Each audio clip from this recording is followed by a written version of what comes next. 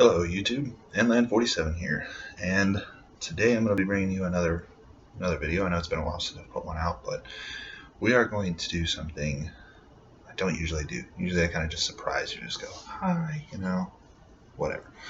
It's kind of a teaser, more or less, but recently I made some upgrades to a beloved rifle of mine. I kind of wish I didn't, but then again, I'd be a liar. I'd be lying to you. So, ultimately, we're of course talking about the DT Sport AR-15 that I bought. God, it's been 4 years now. Wow, 4 or 5 years now.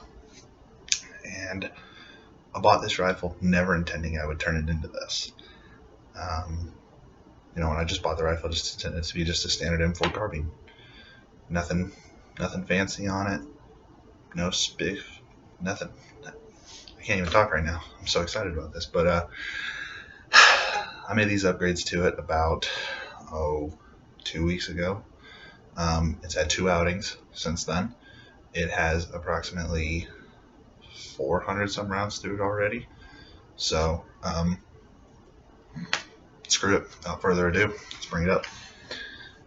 This is now my Delton DT Sport. I know it is not the same rifle, and that's partially because half of it is not. Pretty much from here forward has completely changed. Did one thing to the buttstock, if you can't already tell. I changed that out and threw in one little piece, piece on the inside and the internals of it. But other than that, everything is the same. Most of it is, of course, accessories and so on and so forth. So let's get to the beginning. Let's start at the butt here. The buttstock I ended up changing out from the standard Magpul carbine stock to the CTR stock. Basically, if you don't know what that is, this is what they added to it. It's basically a locking piece. Without it, it wiggles like crazy. With it, there's no wiggle, none whatsoever. Secondly, I'm not going to break it open for you because it is a pain in the ass to open now. But inside of here, right underneath the rear takedown pin, you can add a little plastic piece or rubber piece or whatever it's made out of, called a Accu wedge. And basically what that does is it fits in here and it closes the spacing that you have on your upper and your lower receivers. And beforehand, this upper and receiver, you could wiggle it like crazy.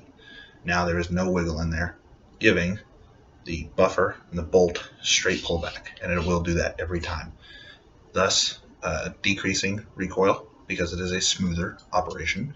And secondly, it'll it'll make your groups a lot more accurate, basically. And from what I've seen, it has completely done that. I even put this in before I decided to do all this stuff to it, and it was a huge difference.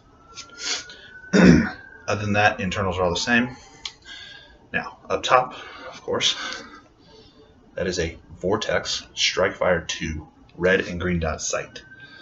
This, I was a little iffy on this one, but ended up going with it anyways. It is a phenomenal red dot. It is accurate. It is bright. It is crisp. It is clean. It is perfect for what I wanted. I can't remember exactly what it's called, but basically wherever you put this dot at, it don't matter if it's off to the right, left, up, or down. No matter wherever that dot's going to hit is where you're on target at. So, well worth the money on that one. Now, moving forward. The main thing that you're going to see here is obviously this is not the standard Delton Sport look. First of all, the biggest one here is, of course, this. This is a Troy. If you don't believe me, there it is right there. Troy Bravo Quad Rail. This is their 13-inch model. Excuse me again. And this one is, of course, it is full quad rail. This is a full free-floated rail. It's got all the way up and down on all 4 sides. This was probably the most expensive part. Believe it or not, this was the most expensive part that I paid in this whole project. So, Of course, we just got your Gen 2 Magpul flip-up front sight to match the Gen 2 flip-up rear sight. And then, of course, down here we have the XTM hand stop kit.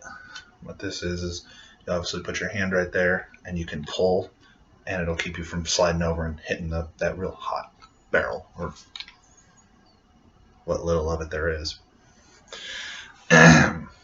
Now, internally, I'm not going to take this rail off, but internally what we have in here, this is a Faxon 1 1/8 twist, 16-inch government SOCOM profile barrel.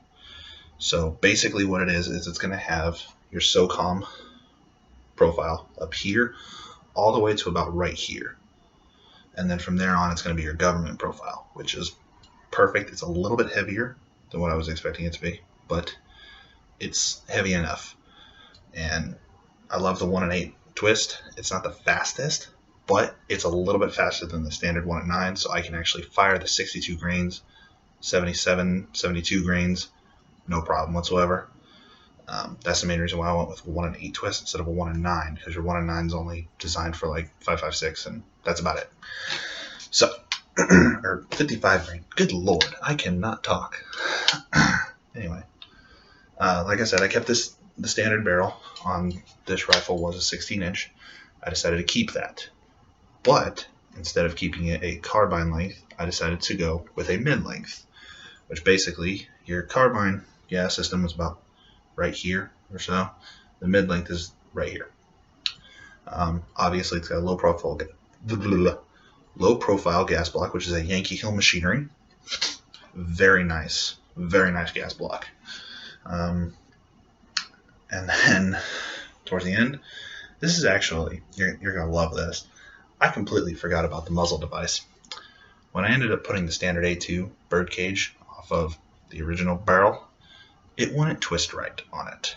Like literally the slots were facing down, or to the left. I'm sorry, they were facing to the left, and that full covered position was facing right. We tried it. I couldn't get it to twist. We didn't have any spacers with us, but I said, screw it, just throw it on while we first get it to run. That's it. And we'll see how it goes from there. That was a nightmare because it was pushing the rifle to the right every time I shot. Pushing it, and it was annoying as shit.